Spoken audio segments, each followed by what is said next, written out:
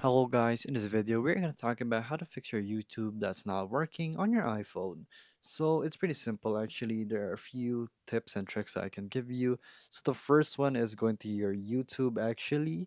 So let's go and find my YouTube. So I have no idea where it is. So here YouTube basically, and then if it's not showing any videos, you want to sign in and sign out basically out of your account. So sign in, sign out, and then that will do the trick.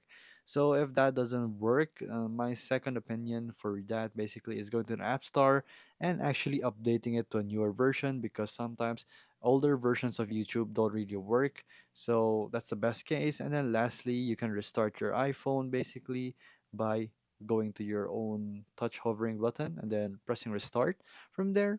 And YouTube should work as normal. So check your internet connection too. Maybe it's just slow, but usually it's an account problem or update problem. If not, just reinstall it and see if that works. So those are the fix for YouTube not working on your iPhone.